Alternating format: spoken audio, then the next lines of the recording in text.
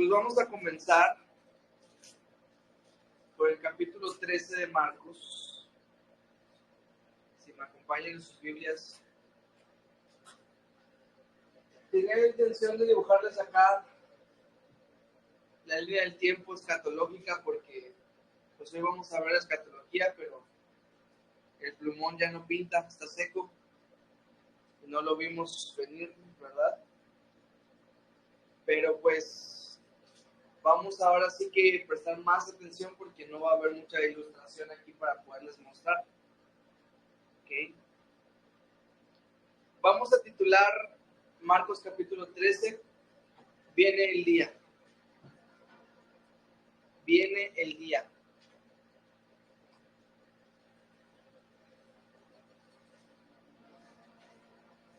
Hay una canción muy famosa de Un Corazón que se llama. Y es que todo este capítulo que estamos a punto de estudiar, es un capítulo profético.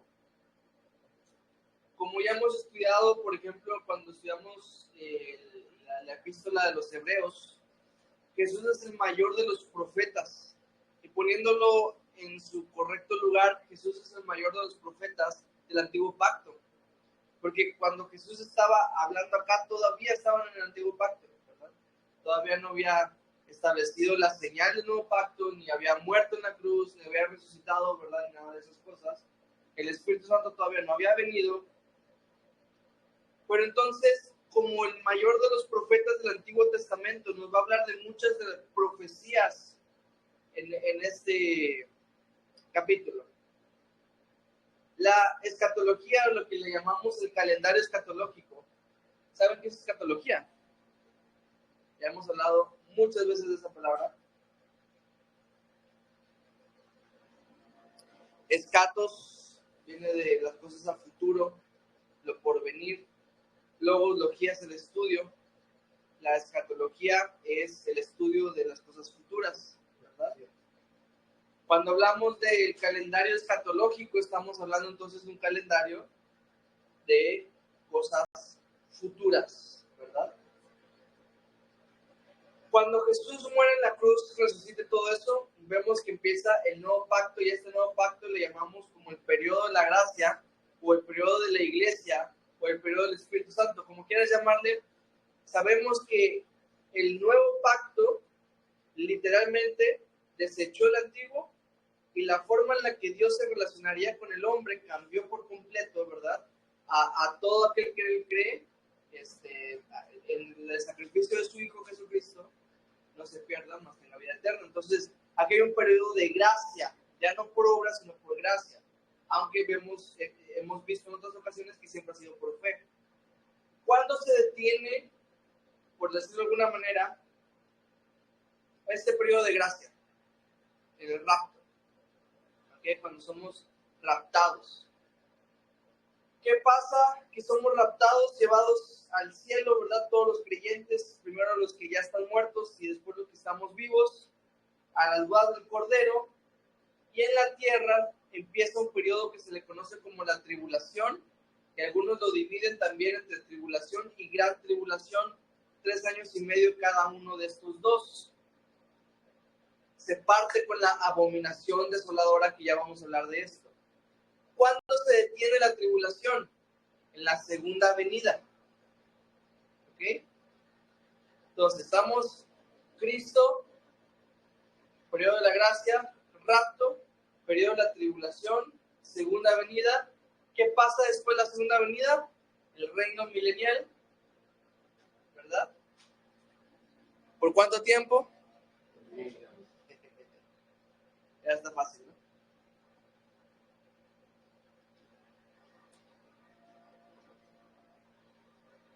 ¿Cuándo se detiene el reino milenial? Con la batalla del Armagedón, el juicio del trono blanco y todo ese tipo de cosas. El Señor enjugará nuestras lágrimas. Dice que al final desciende la nueva Jerusalén, ¿verdad? Como novia ataviada, en donde vamos a vivir con nuestro Señor Jesucristo por toda la eternidad. Así está el calendario escatológico, ¿ok? Yo te lo quería pintar aquí bien bonito, pero ya no se pudo. La cosa es que ese es el mapa que nos pinta la Biblia. Y ojo, nunca debemos jactarnos que nuestra interpretación es perfecta. Podemos equivocarnos, somos seres humanos. Por lo mismo, este calendario puede no ser exactamente como vayan a suceder las cosas. Pues por eso es a lo que hemos concluido después de varios años estudiándolo. Y a lo mejor en un futuro el Señor nos cambie, nos dé convicción en otro lugar. Pero hasta ahorita es lo que más hace sentido de cómo será el calendario escatológico. Pero muchas de estas cosas dependen de la interpretación de quien esté estudiándolo entonces. Pero bueno, como les dije, todo este capítulo va a ser profético, entonces vamos a comenzar con el versículo 1 y 2. Y a esta sección le vamos a llamar Viene el día de salvación. Viene el día de salvación.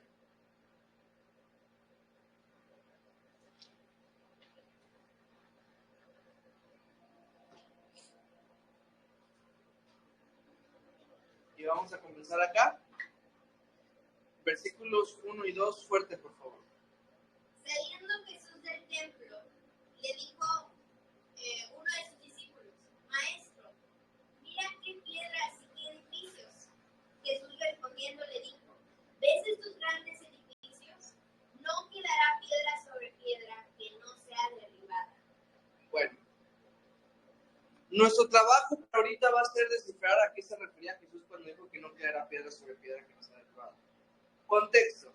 ¿Se acuerdan que en el capítulo pasado terminamos con un Jesús viendo en el templo cómo llevaban las ofrendas y exaltando la ofrenda de una viuda que dio 2 blancas, ¿verdad? Que dio bien poquito de dinero. Y estaban ellos en el templo cuando uno de sus discípulos le dice, ¿no? Mira estas piedras. Y si ustedes investigan cómo era el templo en los tiempos de Jesús, la verdad que era bien bonito, pues. Era una cosa, o sea, todas las cosas más finas, los materiales más finos que tenían en ese momento se lo pusieron al templo. Estaba un mármol muy blanco, que algunos dicen que en determinado tiempo, en determinada distancia, parecía que estaban en la nieve por tan blanco que era ese mármol. Y habían acabados de oro y diferentes cosas. El templo era muy bonito, lo empezó Herodes el Grande y lo terminaron el que le siguió después. Pero duró 80 años en remodelarse ese templo. Pues, ¿quién lo reconstruyó? Si ustedes se acuerdan bíblicamente, fue Esdras con ¿cómo se llama? Zorobabel, liderados con ellos reconstruyen el templo, pero a partir de Herodes el Grande, una de las cosas que quiso hacer para el pueblo judío es remodelar el templo y lo dejó precioso. Entonces, un judío caminaba por ahí y se sintió orgulloso del templo. De hecho, hay un pasaje en la Biblia que dice que alguien acusaron a los discípulos por haber blasfemado contra el templo. O sea, ya incluso era tanto su orgullo del templo que tenían que cualquier insulto hacia el templo lo consideraban blasfemia. O sea, era digno de juicio. Entonces un judío yendo por esos lugares estaba orgulloso, y aquí vemos a los discípulos caminando por el templo y estando bien orgullosos de cómo estaba el templo. Ahora, ¿de qué está hablando Jesús? Jesús dice: ¿ves estos grandes edificios? No quedará piedra sobre piedra que no sea derribada.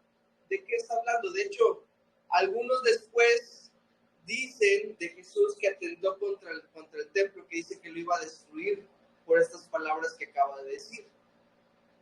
¿Pero a qué se está refiriendo Jesús? Que en el año 70 fue la destrucción del templo y no se ha reconstruido hasta el día de hoy. El César que estaba en ese momento la agarró contra los judíos y destruyó por completo todo. Estaba profetizando Jesús sobre la destrucción del templo, como lo dice aquí. Puede ser, ¿verdad? Yo creo que más bien se refiere a otra cosa, pero puede ser una de esas profecías con doble cumplimiento, sin problema. ¿Qué pasa?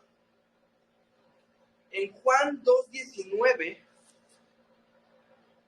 cuando Jesús también agarra a todos y los saca del templo con un látigo, dice, destruid este templo y en 3 días lo levantaré. Entonces Jesús dice que no quedará piedra sobre piedra y que en 3 días Él lo iba a levantar. ¿A qué les suena eso? A la muerte y resurrección de Jesucristo, ¿no?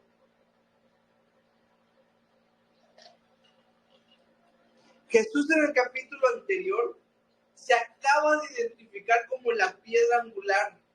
Y acuérdense que era la piedra angular del templo, ¿no?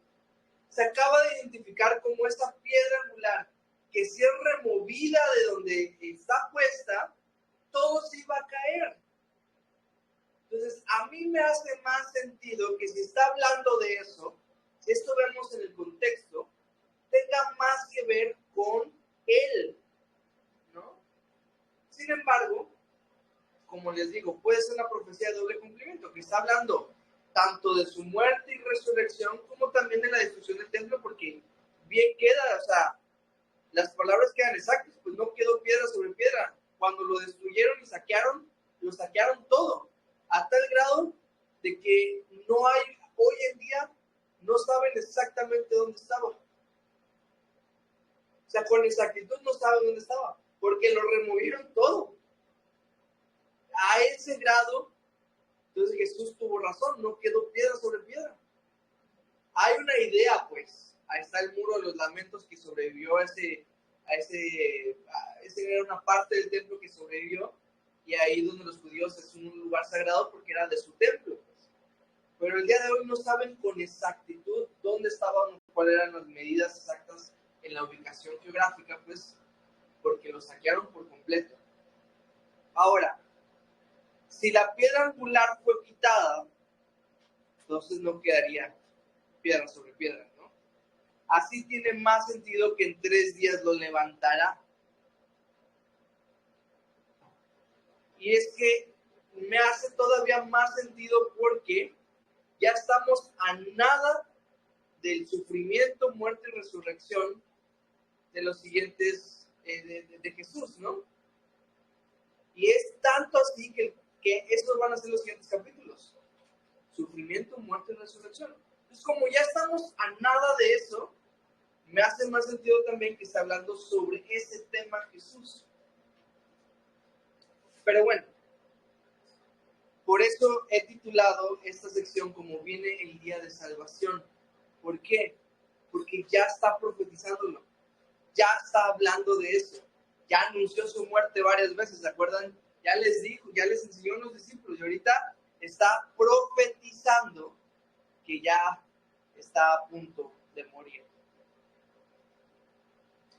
Pero bueno, si tú piensas lo contrario, no pasa nada. No creo que estemos equivocados.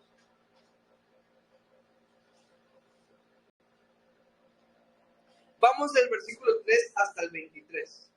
¿Ok? Se lo va a leer mi madre fuerte. Y a ese le vamos a titular: Viene el día de tribulación.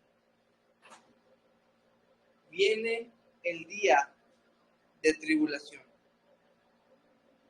Vamos a leer porque es una sección larga, así que hay que prestar atención. Fuerte, por favor.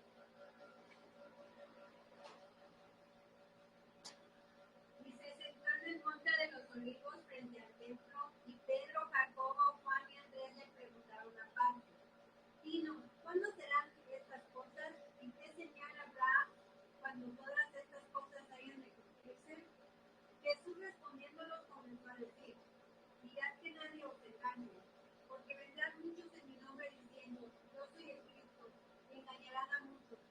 Mas cuando vengáis de guerras y de rumores de guerra, no os turbéis, porque es necesario que suceda así, pero aún no es el fin.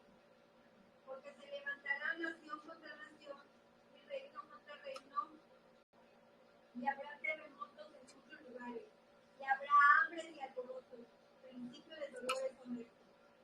Pero mirad por vosotros mismos, porque os entregarán a los concilios, y en las sinagogas os azotarán, y delante de gobernadores y de reyes testimonio a ellos. Y es necesario que el evangelio sea predicado antes a todas las naciones. Pero cuando os trajeren para entregaros, no os preocupéis por lo que habéis de decir, ni lo penséis, sino lo que os fuere dado en aquella hora, es hablar. Porque no sois vosotros los que habláis, sino el Espíritu Santo. Y el hermano entregará a la muerte del hermano, y el padre al hijo. Se levantarán los hijos contra los padres, y seréis aborrecidos de todos por causa del nombre. Mas el que persevera hasta el fin, este será salvo. Pero cuando veáis la abominación desoladora de que habló el profeta Daniel, puesta donde no debe estar, que le entienda, entonces los que estén en Judea vayan a los montes. Y el que esté en la Judea no despierta a la casa, ni entre para tomar algo en casa. Y el que esté en el campo no vuelva atrás a tomar su tapa. Mas hay de las que estén encintas y de las que críen en aquellos días. Orad pues que vuestra huida no sea en invierno, porque aquellos días serán de tribulación, cual nunca ha habido desde el principio de la creación de Dios, creó, hasta este tiempo ni la habrá. Y si el Señor no hubiese acortado aquellos días, nadie sería salvo, mas por causa de los escogidos que Él escogió acortó aquellos días. Entonces si alguno dijere, mirad, aquí está el Cristo, o mirad, allí está, no lo creáis, porque se levantarán falsos cristos y falsos profetas, y harán señales y prodigios para engañar, si fuese posible, aún a los escogidos. Mas vosotros mirad, cuando he dicho todo antes. Perfecto. Bueno, según nuestro calendario escatológico, que ya hicimos, está el periodo de la gracia, se detiene por el rapto, la tribulación, después sigue la segunda venida, el reino milenial, la nueva Jerusalén, todo eso, ¿no? ¿En qué parte del calendario escatológico vamos a ubicar esta sección que Jesús estaba profetizando? En la tribulación, por eso titulamos viene el día de tribulación, ¿verdad? Entonces nos vamos a saltar el rapto para esto, y no es que nos lo estamos saltando nosotros a propósito, sino que la profecía que estamos estudiando es una profecía que es en cuanto a la tribulación. Pero si concluimos que la tribulación está cerca, el rapto está más cerca todavía. ¿Okay? Me acuerdo en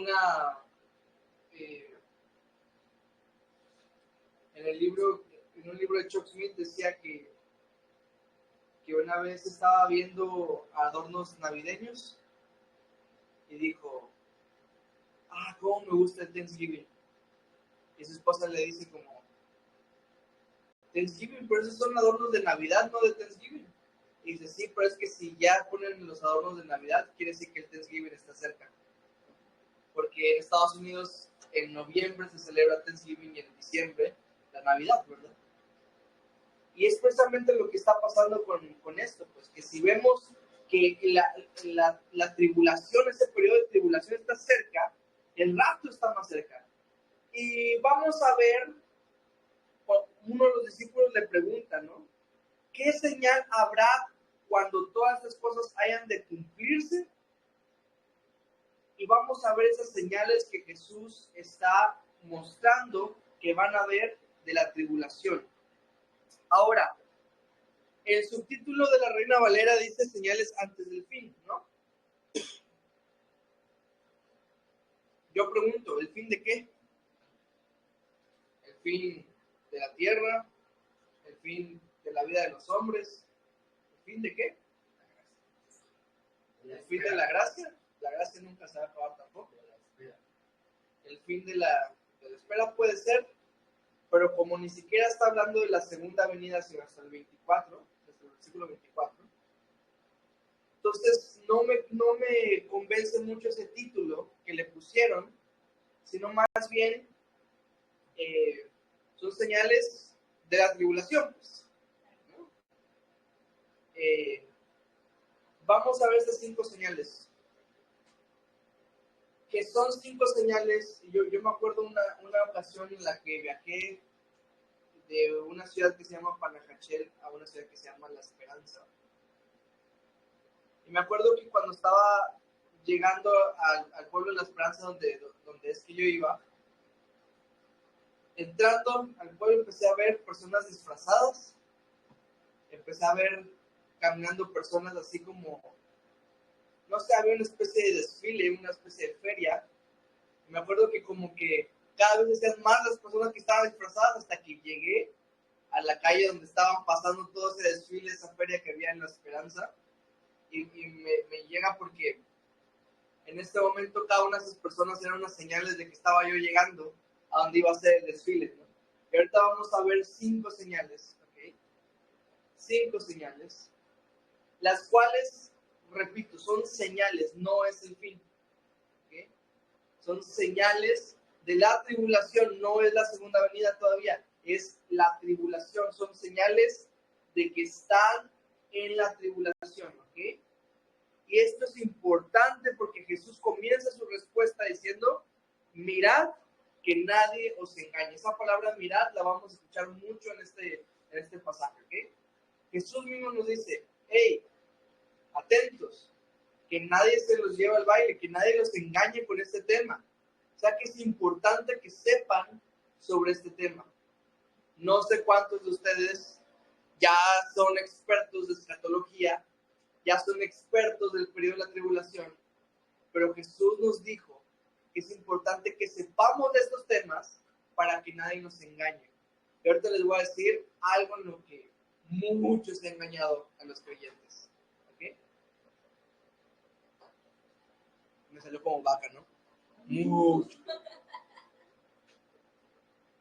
Primera señal. Falsedad. Falsedad. No fue a propósito, pero cada señal como que la vamos a ir aumentando palabras. Así que, primera señal, falsedad. Miren el versículo 6, dice, porque vendrán muchos en mi nombre diciendo, yo soy el Cristo, y engañarán a muchos. Saltémonos al 21 y 22, dice, entonces si algunos dijeren, mirad, aquí está el Cristo, o mirad, allí está, no le creáis, porque se levantarán falsos cristos y falsos profetas y harán señales y prodigios para engañar, si fuese posible, a uno de los escogidos. No que sea posible, pero como si fuese posible, van a tratar de engañar. Es cuestión de semántica, pero es muy importante que entendamos eso, ¿ok? No hay como que, ay, me engañaron y me puse la señal de la bestia, la marca de la bestia. No, no hay eso. La marca de la bestia se pone a voluntad propia, pero eso ya lo veremos cuando estudiemos Apocalipsis, ¿ok? No hay como que, es que no me dijeron y en la vacuna de COVID estaba ahí el chip, que era el número de la bestia, ya tengo la marca de la bestia en mí. No hay, ¿ok? Dice acá, si fuese posible. Muy importante. Pero bueno, entonces una señal antes del fin es la falsedad, ¿verdad? Falsos maestros, falsos cristos, falsos profetas. No que van a empezar a existir en la tribulación. Ya existen falsos maestros, falsos profetas y falsos cristos. Estaba viendo un video donde un cuate en Japón se volvió tan famoso en la secta que él tenía, que él dijo que era una combinación entre el Mesías y Buda. O sea, personas que se autoproclamen Cristo han habido desde siempre. Falsos maestros y falsos profetas han habido desde siempre. ¿Okay? Allá el famoso Charles Russell, que es el fundador de los Testigos de Jehová, él engañó muchísimo diciendo cuándo iba a venir Cristo. Y tuvo su primera fecha tentativa en 1874. ¿Qué pasó? No vino Cristo. Y dijo, ya lo calculé bien, 1878 va a venir. Por esos 4 años creció la secta, ¿va? Porque 1878 viene. ¿Qué pasó? no vino Cristo. Y dijo, ya lo volví a calcular, y así se la pasó, hasta que en una vez dijo que fue en 1914 va a venir Cristo. ¿Qué pasó en 1914? La Primera Guerra Mundial. Entonces, ¿qué dijo él? Si vino Cristo, por eso hubo esta guerra enorme, porque Cristo estuvo acá peleando con Satanás. Dio la casualidad, y entonces de ahí se agarró y bueno, ¿me entienden? Falsos maestros y falsos predicadores siempre han habido y siempre van a haber, ¿verdad? Que se parecen al verdadero pero no lo son. Acuérdense de la parábola del trigo y la cizaña, ¿verdad? Que crecen juntas, pero cuando venga la hoz y las quiten y las quemen, separarán la cizaña del trigo. ¿Cómo? El trigo dio fruto y la cizaña no da fruto, ¿verdad? Entonces, pregunta, ¿esta señal se puede ver el día de hoy? Ojo. Segunda señal, calamidad.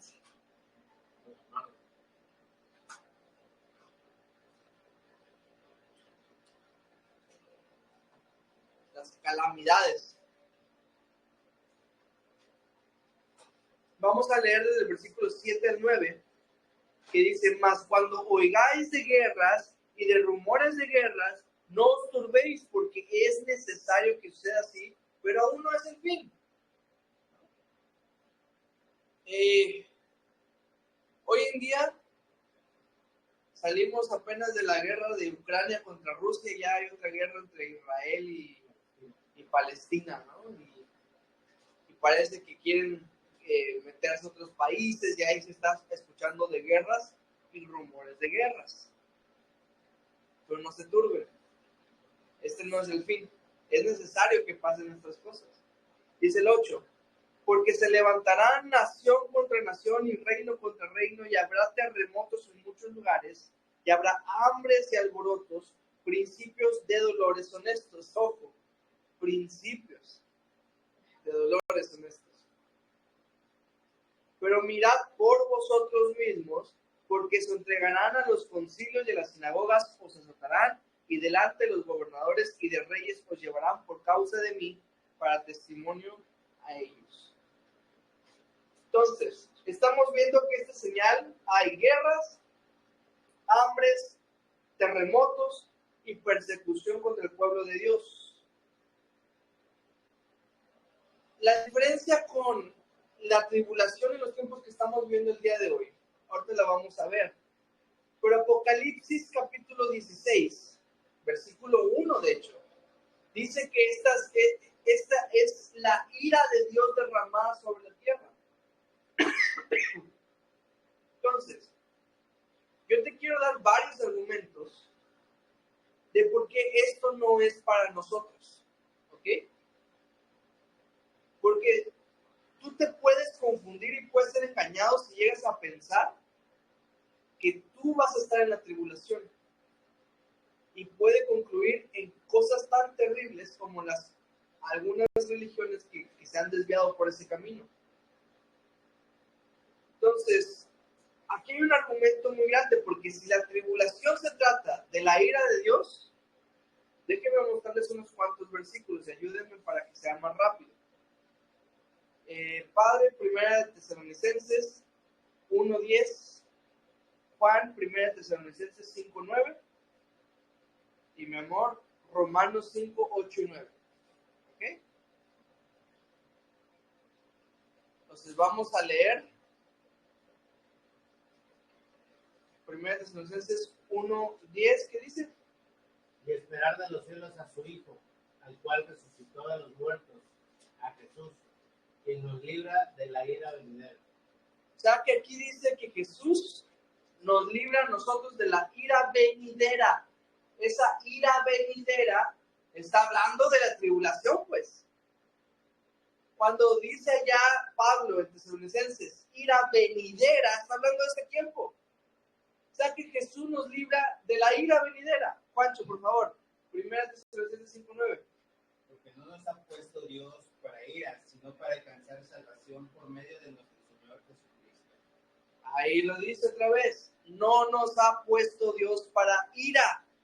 O sea que si está la ira de Dios siendo derramada sobre la tierra en esta parte, no es a nosotros, porque a nosotros no nos ha puesto Dios para ira. Romanos 5, 8 y 9, por favor. Mas Dios muestra su amor para con nosotros, en que siendo aún pecadores, Cristo murió por nosotros. A ver, espérame. Aquí estamos hablando del Evangelio, estamos de acuerdo. Mas Dios muestra su amor para con nosotros, en que siendo pecadores, Cristo murió por nosotros. Ese es el Evangelio. O sea que es nuevo pacto, o sea que es periodo de la iglesia, periodo de la gracia, periodo del Espíritu Santo. ¿Y qué dice 9? Pues mucho más, estando ya justificados en su sangre, por él seremos salvos de la ira. Estando ya justificados en su sangre, por él seremos salvos de la ira.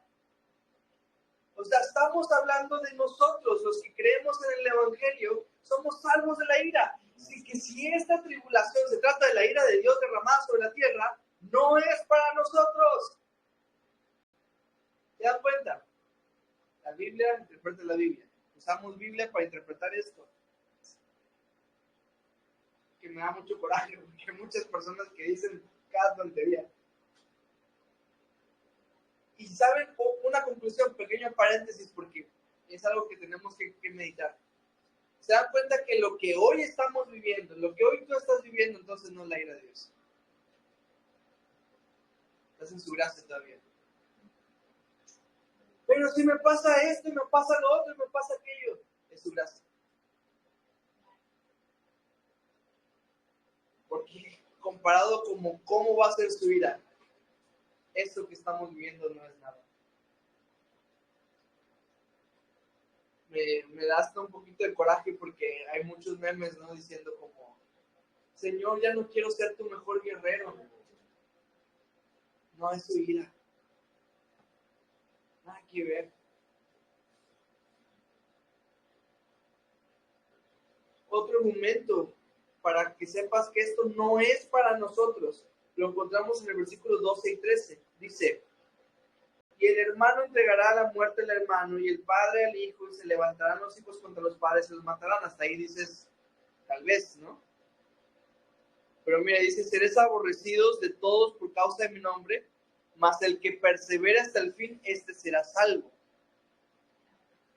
Ahí estamos viendo otro tipo de obtención de salvación. Tú, creyente, si perseveras hasta el fin, ¿eres salvo? No. Tú creyendo en Cristo eres salvo. Creyendo en Cristo da como resultado perseverar hasta el fin. Pero en este momento, solamente van a ser salvos los que perseveran hasta el fin. Entonces esto no es para nosotros. Y les digo porque muchas iglesias agarran este versículo para infundir miedo, pues. Para decir, no te vayas a encontrar pecando, Acuérdate que la Biblia dice que el que persevera hasta el fin será salvo. Este no es para nosotros. Este es para los que estén en la tribulación. Los que estén en la tribulación la van a tener más difícil. Tú te estás quejando, pues, porque te dicen que ores. Porque te dicen que tengas una clase los viernes a las 8 de la noche. Te estás quejando, pues, porque no lees tu Biblia. Ellos la van a tener más difícil. La forma de salvación cambiará. El que persevera hasta el fin es el que será salvo. Y también vemos que el amor va a ser enfriado en las personas, ¿no? El hermano entregará la muerte al hermano y el padre al hijo. Aunque esto sí lo hemos visto, pues, en este lado, en este periodo que estamos viviendo, en donde hay más persecución, pues, que familiares entre ellos mismos se entregan a muerte. Estamos hablando de la persecución por nuestra fe. No de que el hermano mató a otro hermano, no. Por la fe que tenía este otro. Pero bueno, esto se mira hoy más o menos, ¿no? Podemos decir que algunas calamidades como las guerras y todo esto sí se miran el día de hoy. Pero repito, no a este nivel. Pero bueno, vamos viendo que hay dos que tres que sí se miran el día de hoy. Ahora, la tercera señal, ¿cuál va a ser? Evangelismo mundial. Evangelismo mundial.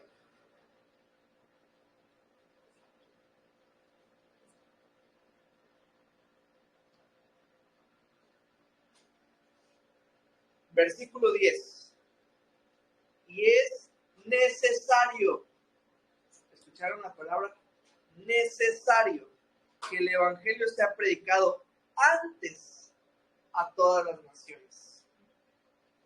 Es necesario que el evangelio sea predicado antes a todas las naciones.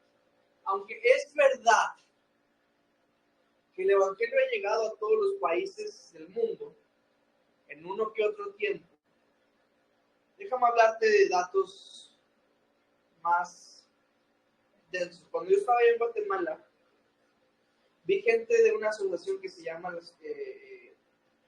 Asociación de Wycliffe. No sé si es una asociación, pero Wycliffe fue la primera persona que tradujo una Biblia de latín a el idioma inglés.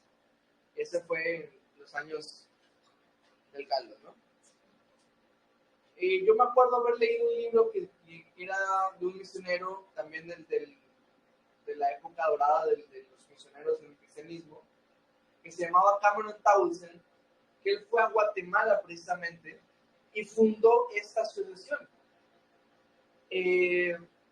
Pues estuvo muy increíble toparme con misioneros de esta misma asociación, de un libro que yo había leído hace muchos años sobre esa misma asociación, pero la cuestión es que ellos tienen allá una especie de tablero donde dice hay 7,000 dialectos en el mundo.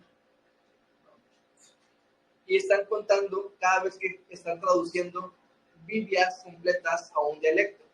Ellos van contando porque tienen la meta de llegar a los 7,000 dialectos en el mundo.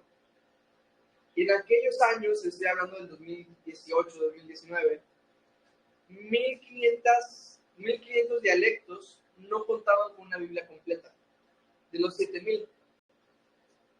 Y 1,600 de estos, en 170 países, no contaban con un solo versículo en su idioma. O sea, hay 1,600 dialectos esparcidos por 170 países que no tienen un solo versículo en su idioma. No hay uno solo. Pues hay necesidad. El cristianismo se ha hecho muy popular desde hace mucho tiempo. Unas coordenadas en el mundo que le llamaron la ventana 1040. Son 50 países en el mundo donde el cristianismo es más perseguido y por ende donde hay menos cristianismo en todo el mundo, ¿no?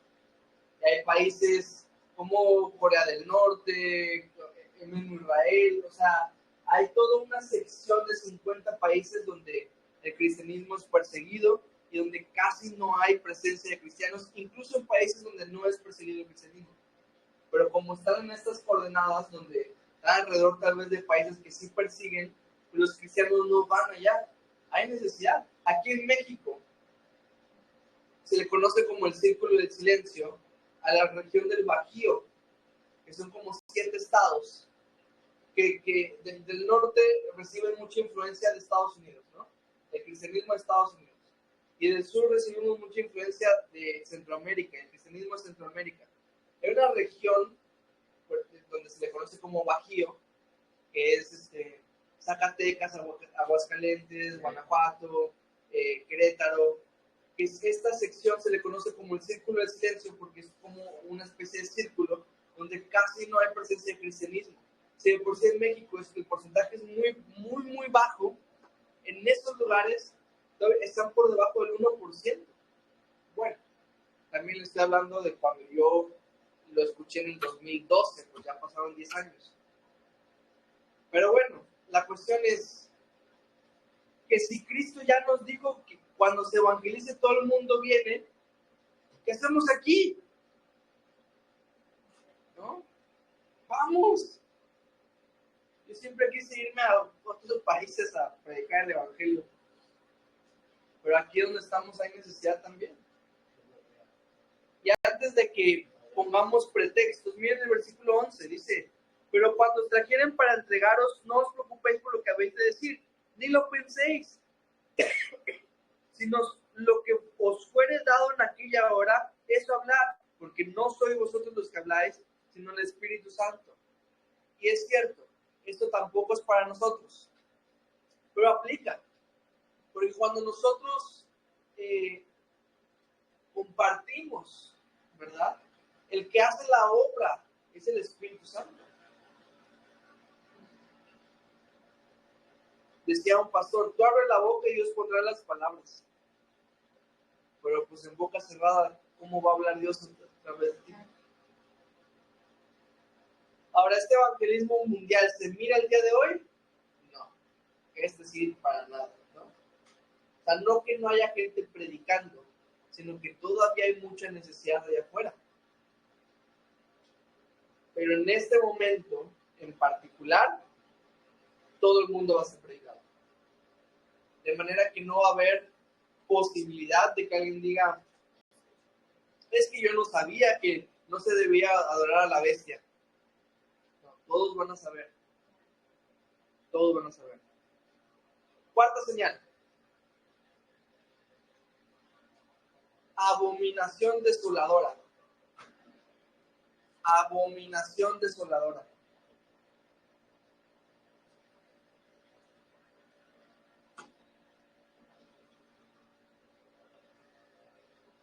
Aquí vamos al versículo 14.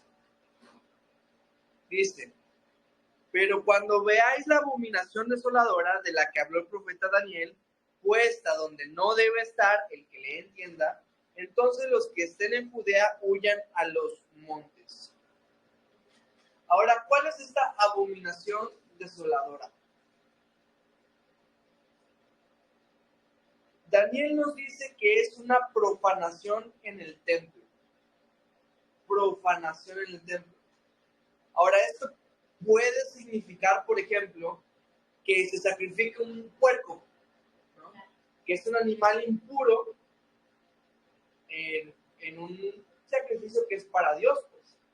O puede significar, a lo que yo más le veo más sentido, pero puede significar cualquier cosa en realidad, pero por ejemplo, la adoración abierta al anticristo en el templo que es de Dios, ¿no? La adoración al anticristo.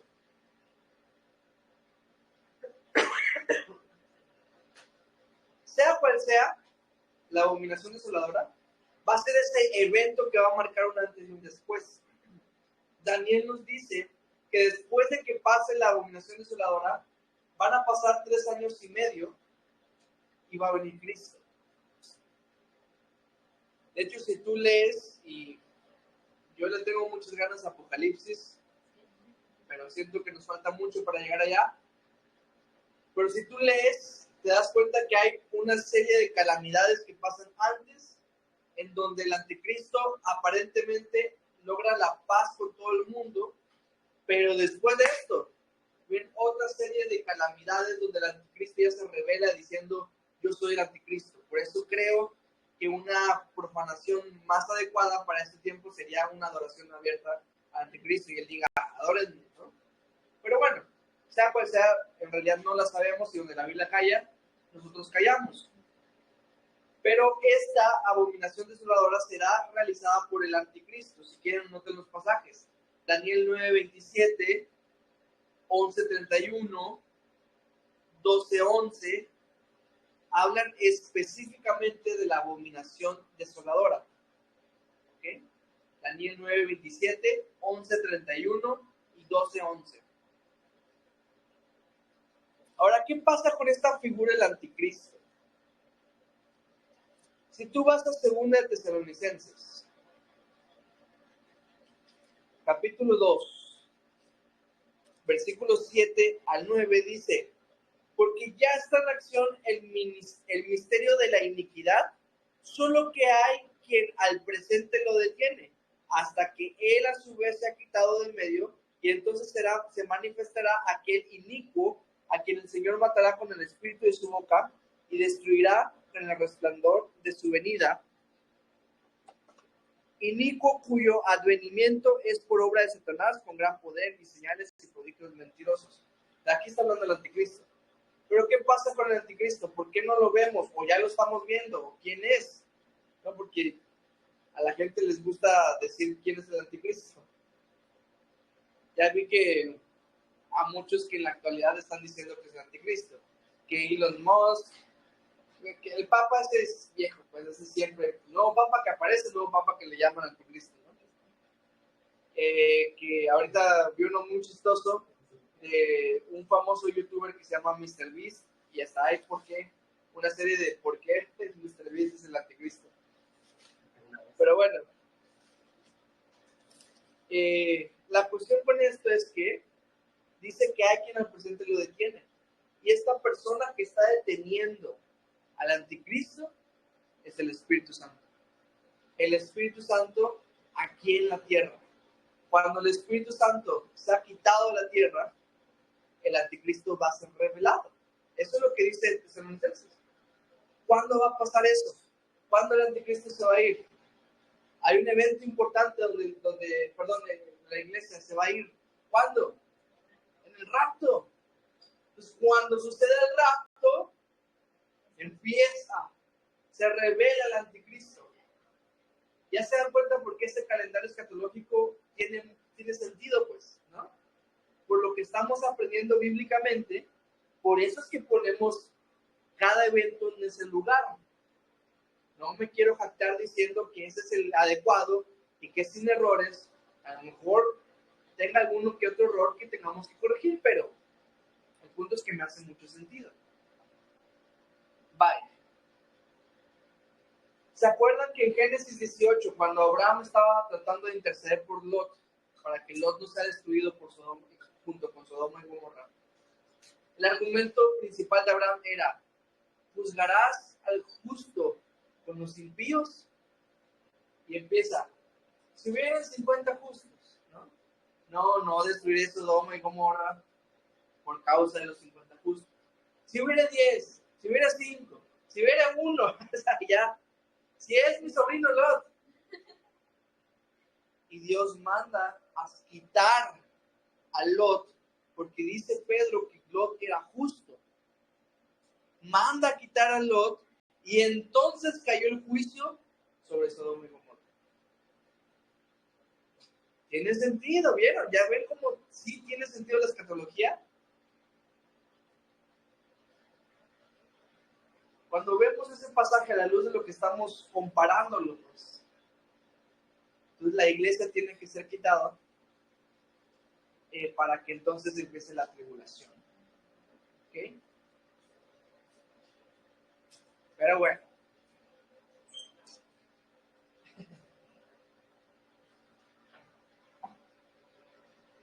Entonces vamos a la quinta señal. Con esto vamos a terminar las señales de la tribulación. Esta abominación desoladora, ¿se ha visto hoy? No. Entonces, porque es que hay guerras y rumores de guerras. Pero eso no son todas, pues hay que agarrarlas todas. Les encanta agarrar unas cosas y sacarlas fuera de su contexto. No hay que ver todas las cosas en su contexto. Pues si no están todas las cosas que dice aquí Jesús, que son las señales antes del fin, pues entonces no estamos allá. ¿Me entiendes? Y de hecho, cuando dice Jesús acá, el que lee entienda, por eso se me hace que no sabremos bien cuál va a ser la abominación desoladora en este tiempo, ¿no? Yo pienso que las personas que miren la abominación desoladora van a saber que están mirando la abominación desoladora. Por eso Jesús les da esta aclaración, el que lee entienda. De repente yo me imagino, a mí me gusta mucho imaginarme las cosas, y me imagino a mi hermano creyente en un futuro viendo lo que está pasando en las noticias, y de repente ve este versículo y dice: ya lo entendí, ¿no? Y eso anime su fe todavía y la fortalezca, porque se vienen cosas terribles. Dicen que todo aquel que no adore a la bestia, o sea, el anticristo, va a ser muerto. ¿Mande? No. Pero todavía puedes adorar a otros anticristos en tu vida, como dice Juan, que el espíritu del anticristo está entre nosotros. Que hay muchos anticristos. Pero bueno, quinta señal: la gran tribulación. La gran tribulación. La gran tribulación. versículos 15 al 19, dice: el que esté en la azotea, no descienda a la casa ni entre para tomar algo de su casa, y el que esté en el campo no vuelva atrás a tomar su capa. Estamos hablando de la abominación desoladora. ¿La vio? Dice, ni siquiera agarres tu maleta, pues. Dice, o sea, salgan corriendo, pues. 17, mas hay de las que están en cinta y las que críen en aquellos días. Ay de ti. Pobre Chelo. 18, orad pues que vuestra huida no sea en invierno. Este versículo me fascina, les voy a decir por qué. Porque si Jesús les anima a estas personas a orar, quiere decir que Dios también los va a estar escuchando. Qué gran esperanza para estas personas, que el Señor todavía les va a escuchar. Versículo 19, porque aquellos días serán de tribulación, cual nunca ha habido desde el principio de la creación que Dios creó hasta este tiempo, ni la habrá. Punto importantísimo. Ya ves por qué. Este es el tercer argumento de por qué esto no es para nosotros. Porque va a ser peor que el diluvio. Imagínense esto, peor que el diluvio. Peor que lo que le pasó a Sodoma y Gomorra. Peor que la persecución a todos sus hermanos a lo largo de la historia. Ustedes a lo mejor no los han leído, pero les animo muchísimo a que lean cómo los maltrataron. Y peor que esas persecuciones van a ser el periodo de la tribulación. Dice, nunca ha habido tribulación como esta, ni la habrá. Por eso le llaman la gran tribulación. Pues. Esta va a ser la gran tribulación. ¿Por qué? Porque la ira de Dios será derramada por toda la tierra. Toda la tierra va a experimentar la ira de Dios. La pandemia fue difícil, pues, pero no se compara con este tiempo.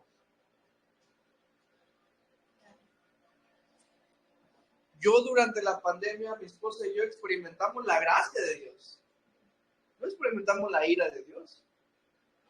¿De qué ira me están hablando acá? Pues? Ese es otro argumento. Ahí te va otro argumento porque eso no es para nosotros. Porque Cristo en la cruz cargó con la ira de Dios para nosotros. La ira que a ti y a mí nos correspondía, Cristo la cargó. Entonces, ¿cómo es que yo voy a experimentar esa ira? Nada que ver. Daniel 12:11 nos dice que será por 3 años y medio. Acuérdense, pasa la abominación desoladora y empieza la gran tribulación. O sea, ya había tribulación, pero empieza una gran tribulación donde la ira de Dios está siendo derramada al todo por todo. Versículo 20 dice, y si el Señor no hubiese acortado aquellos días, nadie sería salvo. Mas por causa de los escogidos que Él escogió, acortó aquellos días. Por amor a las personas, a los escogidos de aquel tiempo, es que acortó a 3 años y medio. ¿Verdad?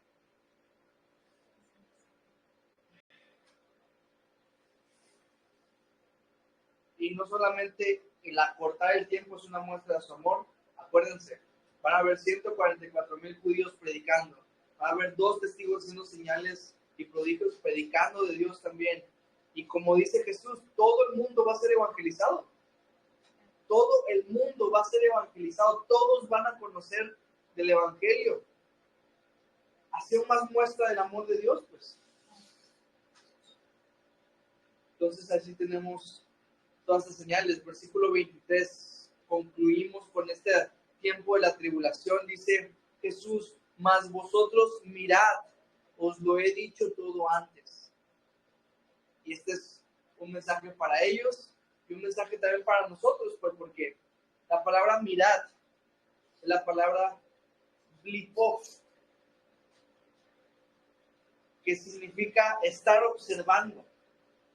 Pero tiene un significado muy increíble, así que me gustaría que lo analizáramos. Porque dice el Discovery Bible, el diccionario de la Discovery Bible, dice que es ver algo físico con resultados espirituales. O sea, cuando tú mires esto, ¿no?, que te lleve a resultados espirituales, es llevar lo que se ve a la acción conforme a la necesidad. O sea, el mirar que dice aquí Jesús es observar todas estas cosas y que te lleve y te motiva a ti una acción, pues, una acción de obediencia tal vez. Por lo tanto, es aplicable para nosotros. ¿Cómo? Bueno, viene el día de Jesús también. Viene el día que te vas a encontrar con tu Señor. La pregunta que te hago es, ¿estás listo? ¿Estás lista? Mira, no lo podremos detener, pero podemos estar listos para recibirlos. Es como un pelotazo de béisbol con la pelota de béisbol, ¿no? No, nadie nos puede detener, no puedo hacer mi mano así, ¡fum!, se detiene la pelota. Viene a toda dirección, pero yo puedo agarrar el guante, ¿va?, y prepararme para recibir ese balonazo, ese pelotazo. O estar así desprevenido y que me pegue, pues. No lo vamos a poder detener, pero podemos estar listos para recibirlos. ¿Cómo? En fidelidad. ¿Se acuerdan que Jesús dijo en aquella parábola: bien hecho, buen siervo y fiel, sobre poco fuiste fiel, sobre mucho te pondré? En santificación, ¿verdad? Porque dice Tesalonicenses también que huyamos de la fornicación, porque esa es la voluntad de Dios para nosotros, nuestra santificación. En obediencia, pues preparémonos para recibir este día glorioso. Y vamos a la última parte de este capítulo, que le vamos a llamar viene el día de su regreso. Viene el día de su regreso.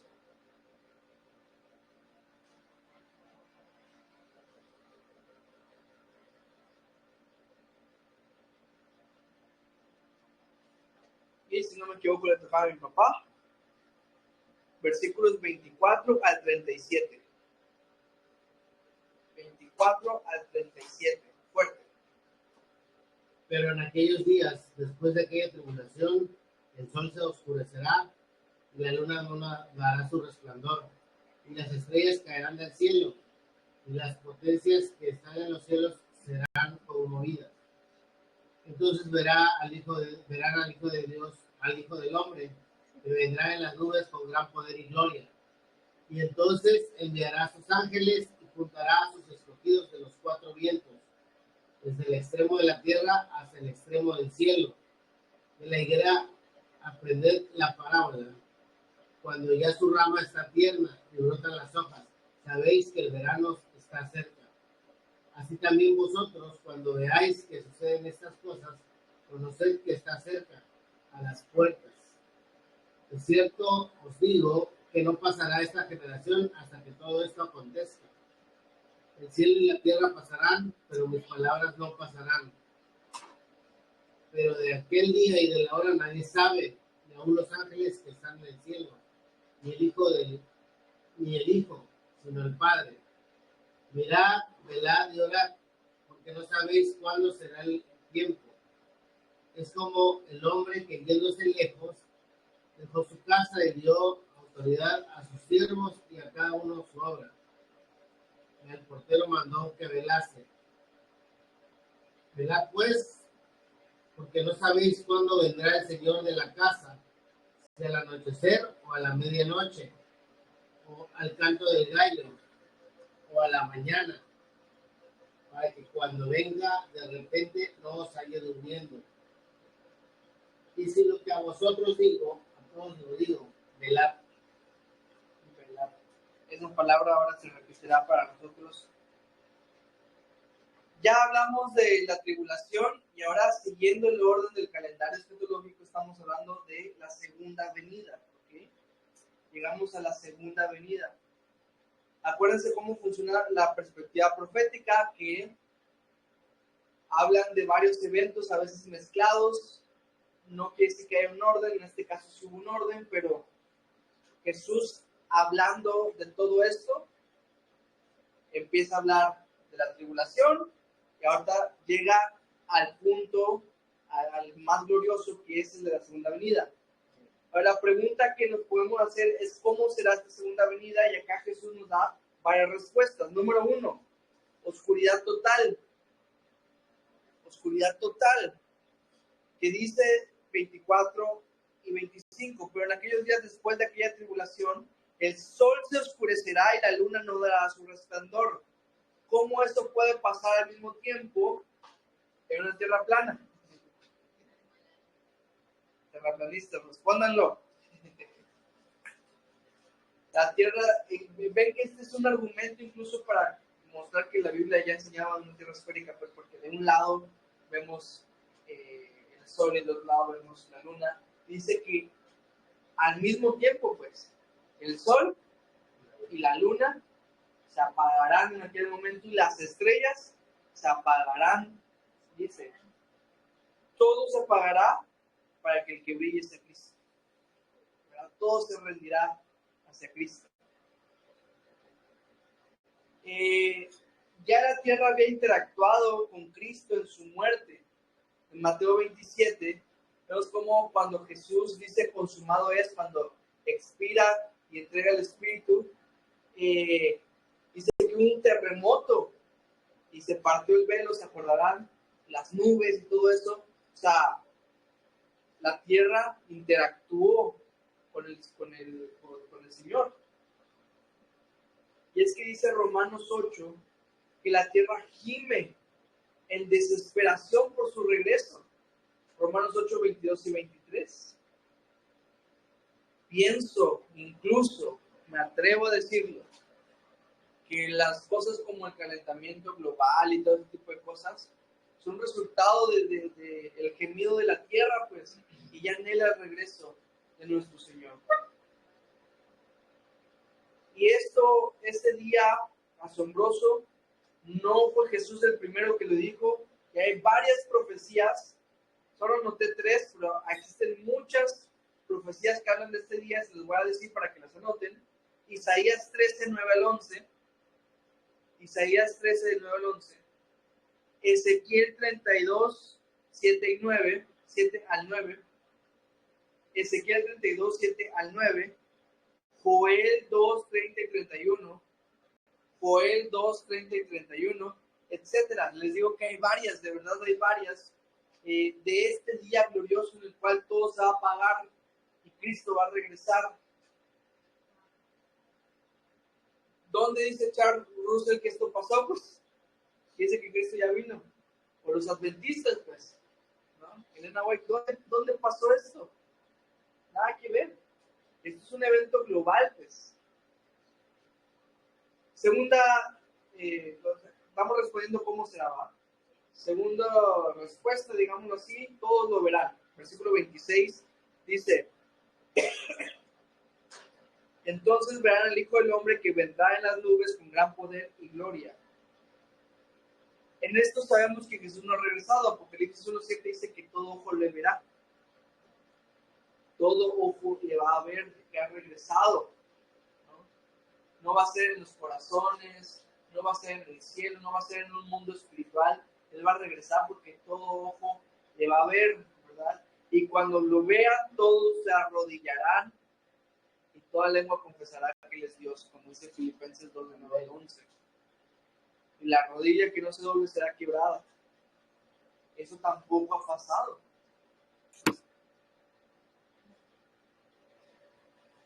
¿Cómo será? Número 3. Con todos sus santos. Versículo 27.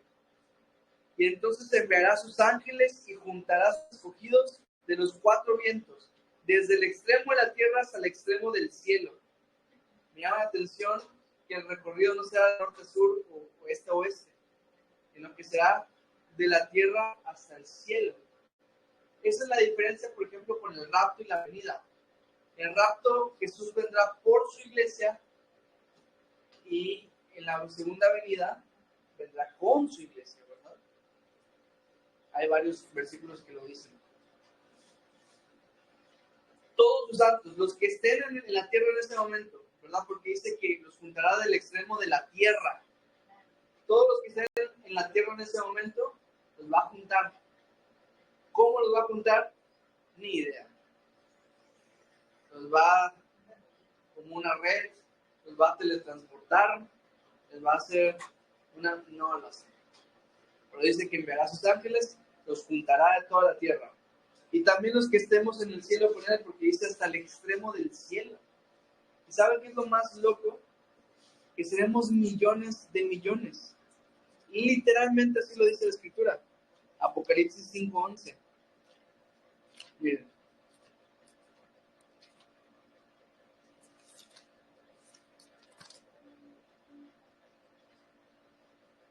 Y miré y oí la voz de muchos ángeles alrededor del trono y de los seres vivientes y de los ancianos, y su número era millones de millones. O sea que en aquel momento, imagínense, todos alrededor de Cristo, regresando con Él. Con razón, todo se va a pagar, pues, y somos tantos que vamos a estar regresando con nuestro Señor. Es una imagen asombrosa. Eso no ha pasado. ¿Cómo dice que ya regresó Cristo? Y nadie se dio cuenta, pues. ¿Cómo será? Cuarta respuesta. Después de la tribulación. Ya lo vimos en el versículo 24, pero vamos a verlo del 28 al 30. Después de la tribulación. El 28 al 30 dice de la higuera, aprended la parábola. Aquí le podemos llamar una especie de parábola de la higuera, que Jesús mismo explicó, no hay por qué rebuscarla. Acá dice, cuando ya su rama está tierna y brotan las hojas, sabéis que el verano está cerca. Esto es lo que normalmente pasa en una higuera. Así también vosotros, cuando veáis que suceden estas cosas, conoced que está cerca a las puertas. De cierto os digo que no pasará esta generación hasta que todo esto acontezca. ¿Qué generación está hablando? ¿Nosotros? No. Ellos, no. Acuérdense, está hablando de un periodo en el cual tú y yo ya no estamos. La generación que está hablando acá, pues esa es la generación que pasa la tribulación. Tiene sentido porque creemos que la tribulación va a ser alrededor de 7 años. 7 años, no. Bíblicamente, más o menos, una generación es de 40 años, porque se acuerdan cuando Dios le dijo al pueblo de Israel que tenía que morir todos los de aquella generación, pasaron 40 años en el desierto. Los 40 años más o menos es de una generación.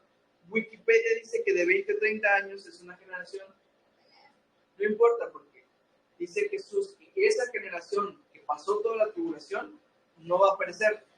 O sea, no va a pasar otra generación y después va a venir Cristo. Esa misma que está en la tribulación va a vivir la segunda venida de nuestro Señor.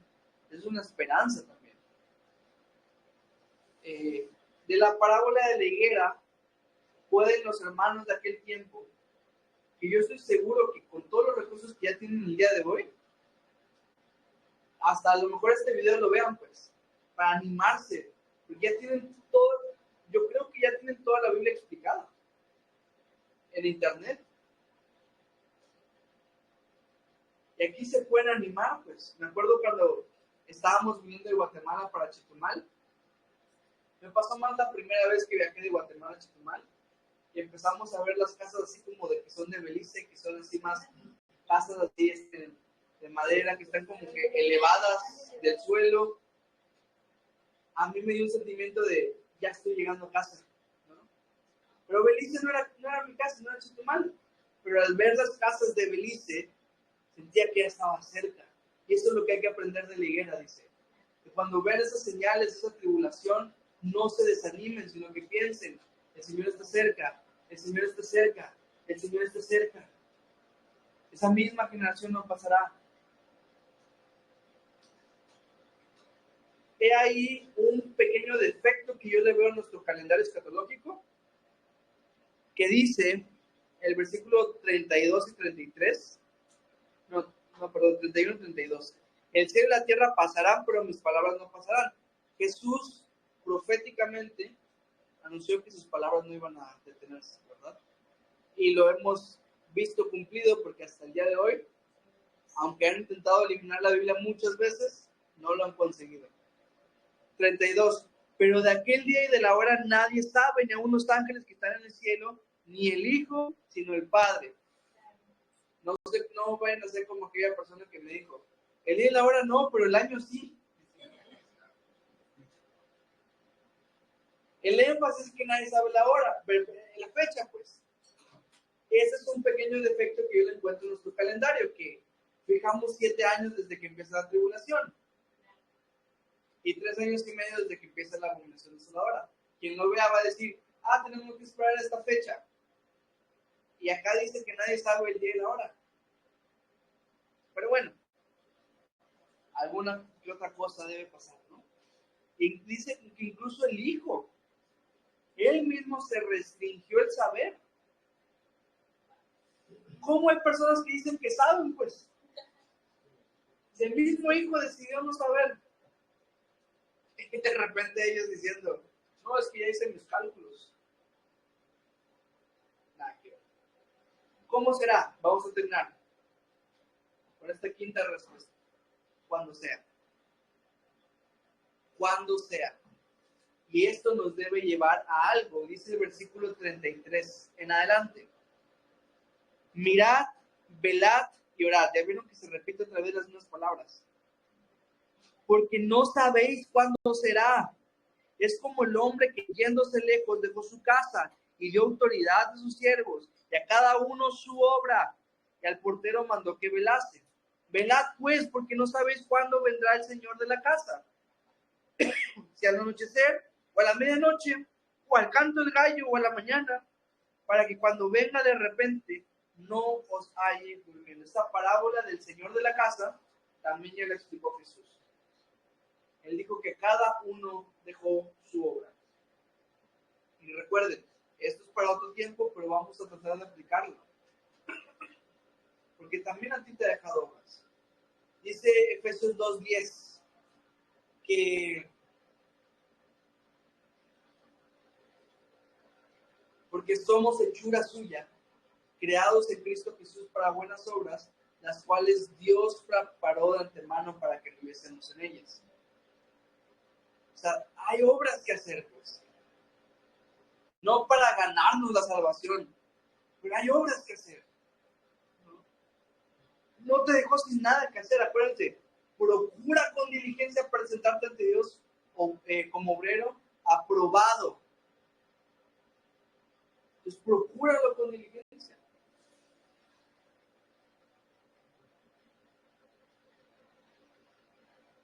Y a otro siervo dice que mandó que velase. El versículo 37, que es el último, que ya terminamos. Dice, y lo que a vosotros digo, a todos lo digo, velad. Al tercero que mandó que velase, esa palabra velad, me pareció muy curioso que la palabra es gregoreo, como el nombre Gregorio, ¿no? Gregoreo significa permanecer despierto en un sentido de responsabilidad. O sea, con estar despierto no basta. Tienes que estar pensando en la responsabilidad que tienes. Yo no sé si solamente me pasa o a todos nos pasa que cuando escuchamos la palabra velar o la acción velar, enseguida pensamos en un velador, ¿no? Una persona que cuida de noche regularmente un terreno, una casa, una institución, una instalación. Y esa persona tiene que estar despierta toda la noche. Pero no solamente tiene que estar despierta. Si un velador está toda la noche con su celular, no está cumpliendo bien su chamba. Tiene que estar vigilando en las cámaras de vigilancia, dando sus rondines, pues, porque su trabajo es cuidar.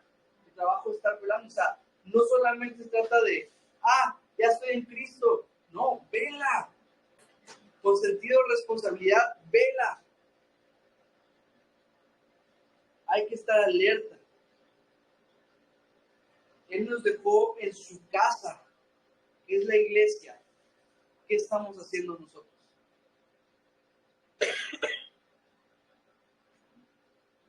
Mucho contenido, pero es así la escatología. Bueno, pues vamos a detenernos acá. Y ya hablamos mucho y como empezamos tarde, ya se hizo más tarde. Pero vamos a orar. Vamos a terminar y ahorita platicamos un poquito.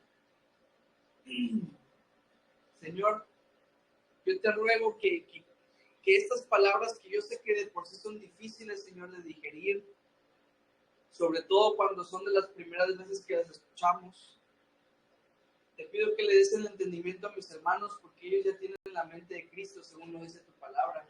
Entonces ayúdales a entender cómo funciona esto y cuál es la correcta interpretación. Y cuando veamos pasajes como este, no nos atormentemos diciendo qué significa esto y lo otro, sino que descansemos en que tú tienes palabras de vida para nosotros.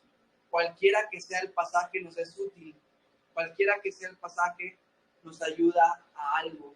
Y espero, Padre, que este pasaje nos haya animado para estar más alertas, Señor. Porque si vemos que algunas de estas cosas ya están comenzando a suceder, quiere decir, Padre, que tú estás cerca. Si estamos viendo que algunas de estas cosas ya están accionándose el día de hoy, quiere decir que el rapto, que tú vienes por nosotros, ese hecho está más cerca de nosotros. Por lo tanto, tenemos que mirar, tenemos que velar y tenemos que orar como dice tu palabra. Te pido, Señor, que seamos buenos veladores, buenos siervos que encargaste tu casa, Señor, para que cuando tú regreses a la hora que quieras, es en este momento, Padre, que estemos contigo y estemos y sepamos que hicimos bien nuestro trabajo. Te lo pedimos, Señor. Ayúdanos a ser buenos siervos tuyos y fieles en Cristo Jesús. Amén. Solo quiero decirles, ya puedes terminar la grabación. Solo quiero decirles que nos queda